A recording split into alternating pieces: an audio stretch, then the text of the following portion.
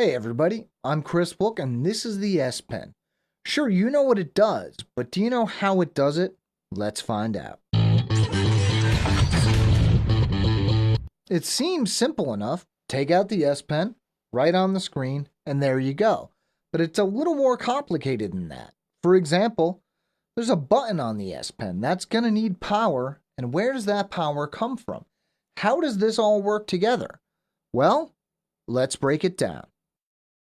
Okay, I have an admission to make. I can't literally break the S Pen because then I wouldn't be able to use it. What I can do is tell you and show you how it does what it does.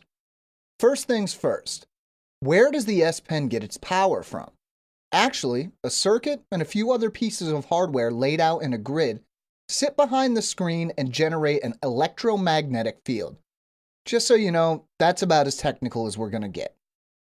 As soon as the S Pen gets in range, it starts to pick up that electromagnetic field.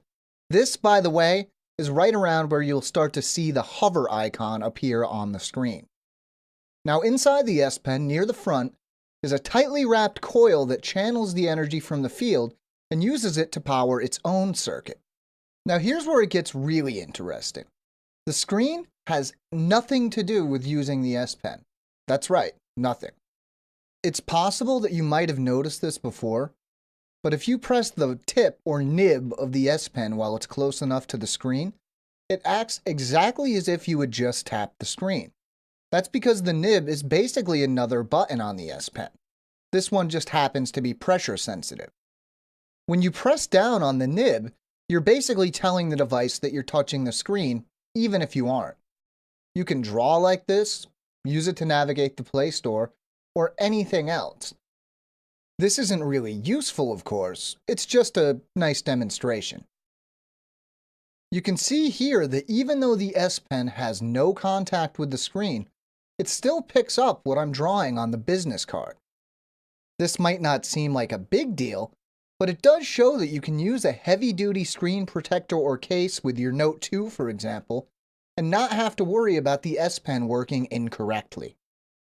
And that, my friends, is how the S Pen works. As you can see, we are clearly living in the future.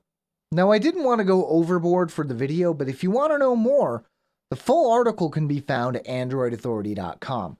The link can be found in this video's description right below. Here's the thing. This is kind of the first time we've done a video like this, so we really want to know what you think.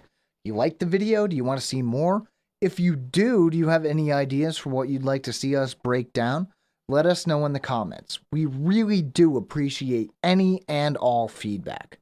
We add new videos to our channel all the time, so if you want to make sure you don't miss a thing, make sure to subscribe. I'm Chris Wilk from Android Authority, and thank you for watching.